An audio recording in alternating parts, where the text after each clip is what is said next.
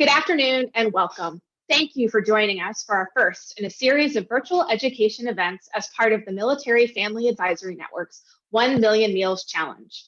On February 26th on CBS Evening News with Nora O'Donnell, MFAN announced an ambitious goal of providing 1 million meals for military families this year. But this is about more than a meal. This is about preventing food insecurity before families are faced with the crushing decision of skipping a meal or choosing between paying rent or buying groceries. This is about meals combined with ongoing connection to resources and research. This will allow MFAN to not only meet the immediate needs of families, but set the stage for the long-term effort to combat military family food insecurity. MFAN has studied food insecurity in the military community for years.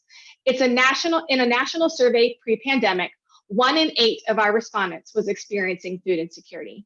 That number rose as high as 1 in 5 in locations like the state of Washington, and 1 in 6 in Texas, North Carolina, and Virginia. Given the high frequencies of food insecurity that we identified by our survey respondents in those 4 states, our event today and our upcoming food distributions will focus on those communities first. We encourage you to follow our social media and website as we plan additional events in the coming months. Our virtual education series, which we are kicking off today, will provide information on how to access pandemic EBT and summer feeding sites in your community. We're joined by Etienne Melcher-Philbin, the Deputy Director for School and Out-of-School Time Programs at the Food Resource and Action Center, otherwise known as FRAC. FRAC is the leading national nonprofit working to eradicate poverty-related hunger and undernutrition in the United States. We are so proud to work with FRAC as a part of our Military Family Food Insecurity Coalition and are grateful for all the work they are doing to help families and organizations like MFAN understand the ins and outs of the pandemic EBT program. With that, I'm going to turn things over to Etienne to tell us more about FRAC and the work that they're doing to eradicate hunger and help all of us understand more about this program and how families can utilize this benefit to help meet their needs. Thanks, Delia. Honored to be a longstanding partner of MFAN and thrilled to hear about your goal of providing 1 million meals to military families this year. As Delia mentioned, FRAC is an anti-hunger advocacy organization working to eradicate poverty-related hunger and undernutrition in the U.S. As part of our comprehensive plan to end hunger, we work to support and strengthen the federal nutrition programs, such as pandemic EBT that we're going to be talking about today, as well as the summer nutrition programs. FRAC is a proud member of the Military Family Food Insecurity Coalition that was founded by MFAN. And in that coalition, we share outreach strategies and policy guidance on opportunities to improve access to all the federal nutrition programs like SNAP, WIC, school meals, and most recently, P-EBT. Etienne, thank you so much for that overview and for all of the anti-hunger efforts of you and your team at FRAC. Recently, we've been hearing a lot about a program called Pandemic EBT. Could you tell us a little bit more about this research and how can our families take advantage of this program? Sure. P-EBT was created in March of 2020 as schools across the country closed due to COVID-19. The program provides an EBT card to children who are missing school meals due to school closures and virtual instruction. Families received P-EBT benefits last spring and summer for days missed in the 2019-2020 school year. In the fall, Congress extended and expanded P-EBT for this school year. This expansion allows states to issue benefits to children under the age of 6 whose households participate in SNAP and live in or attend childcare in an area where 1 or more schools are closed or operating with reduced attendance or hours. States are in the process of implementing P-EBT for days missed this school year. And while we expect every state to implement P-EBT, the program does look different depending on the state you live in. Thank you for explaining all of that. Could you tell us a little bit more about who's actually eligible to receive P-EBT benefits? Yes, so as far as eligibility for the program, it looks different for school-age children and for children under 6. So for school-age children, a child who would be eligible for free or reduced price meals if the National School Lunch Program was operating normally and is unable to access these meals because school is closed or has been operating with reduced attendance or hours for at least 5 consecutive days, this year is eligible to receive the benefit. This includes children who are enrolled in community eligibility schools that provide free meals to all students through the National School Lunch Program. Families that become eligible during the school year, given changing circumstances, which we know has been happening a lot this year, are able to receive benefits. And to do so, must submit a school meals application and be approved through the school district in order to receive the benefit. This sounds like a fantastic resource for our families that have school-age children, but what if we have families watching today who have younger children? Are they also eligible for these benefits? Yeah, so like I said, the eligibility guidelines are a bit different for children under 6, and only children from households that receive SNAP are eligible. And benefits are retroactive to October 1st of 2020 versus the beginning of the school year for school-age children.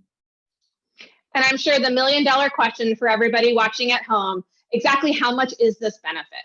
Yes, so that is our number one question. And the daily benefit value of P-EBT has been increased since last school year. So that's exciting news. And for every day missed is $6.82 per full school day.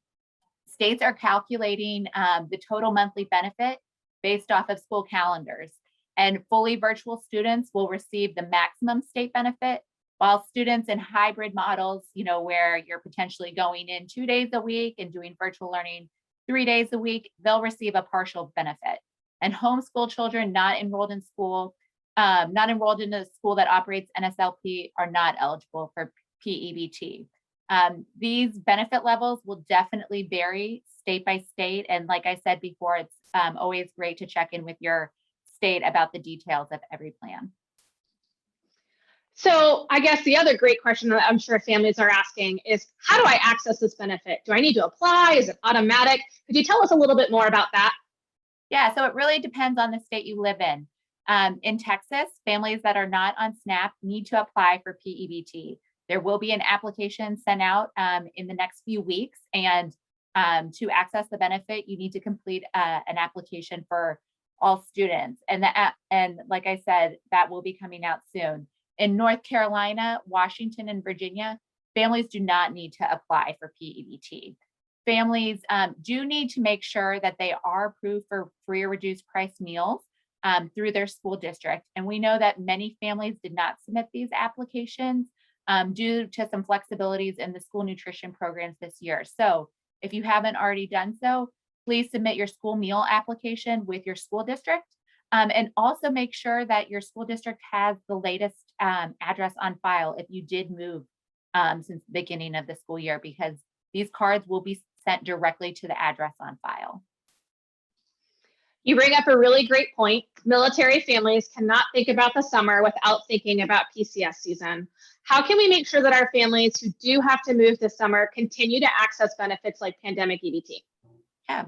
So families should enroll in their new school as soon as possible and submit their school meals application at their new school with their latest address.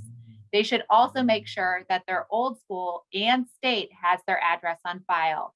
And if you have any questions, please contact the state agency in the state that you're moving from to see if there are additional steps that you need to take to access the benefit. And for those partners that are working to get the word out and answer questions on a lot of the things we discussed, FRAC has a lot of customizable outreach materials on our website that you can tailor to your state's plan to share, because we know that this is a new program. It does look different than last year, and definitely want to get the word out on P-EBT.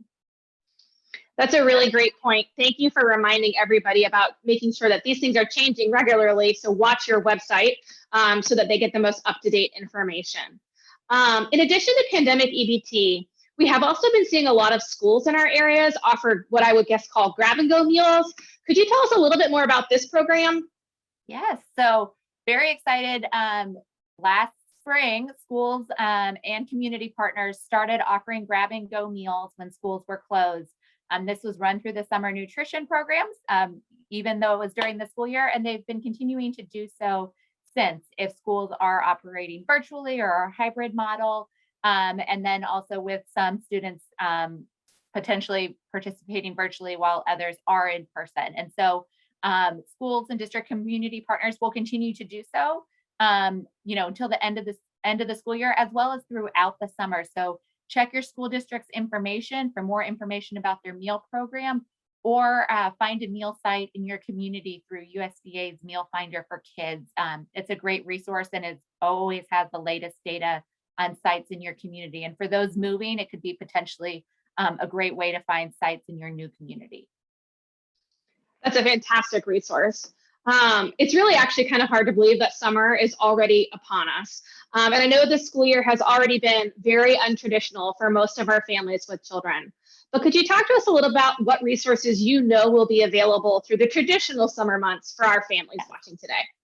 Yeah, so a lot of these programs that have been running through this school year will still be available during the summer months. And so definitely look at the site finder on the website to see where you can access grab and go meals in your community.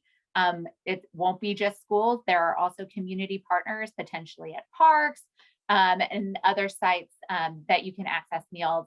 And then I also do want to flag too, P-EBT benefits will also be available to all students eligible for free and reduced price meals this summer. And that's definitely a big change from last summer where it was only for days missed during the school year. And so it's just another reason to make sure your school meals application is in, and if the school is an operating community, eligibility to receive those benefits. That's fantastic news to hear about the summer. Just to make sure, if I'm accessing those grab and go meals as a family, how will that impact my pandemic EBT benefits? Yes, that's a question we get all the time. So definitely something I want to clarify. P-EBT benefits supplement grab and go meal sites. They do not replace them. Families can access both grab and go meals and P-EBT benefits. Etienne, thank you so much for your time and expertise today. We're so grateful for your work and for the team at FRAC, especially because I know this has been a moving target. Pandemic EBT and summer feeding sites are changing almost daily. So thank you for taking the time to share all this incredible information with us today. Thank you. To everyone who has joined us today, thank you. We hope that we have helped to answer any questions you may have had and that we've helped to connect you with some resources that you and your family may need. Please make sure to check your email that you used to register for today's event, because we will follow up with specific details related to the 4 states that were mentioned in the presentation. Those fact sheets will have more information about how you can access pandemic EBT and summer feeding programs in your community. We hope that you will use this information to access support for your family, and we encourage you to share it widely in your community to make sure your neighbors can also get the support that they need. In addition to these education events, MFAN will also be hosting 4 food activation events near Fort Hood, Texas, Fort Bragg, North Carolina, Hampton Roads, Virginia, and Joint Base Lewis McChord in Washington. Those events will be happening over May and June and are just the first in a series of food activation events that we'll be hosting in communities across the country this year, as we partner with organizations across the country to combat military hunger. This is not a challenge we can tackle on our own, and we are grateful to all of our partner organizations who are supporting this effort. We encourage you to visit militarymeals.org to learn more about our efforts and to sign up to receive updates on all future events. Thank you again to Etienne and everyone at FRAC for partnering with us today, and to all of you who joined us from home. Have a great day.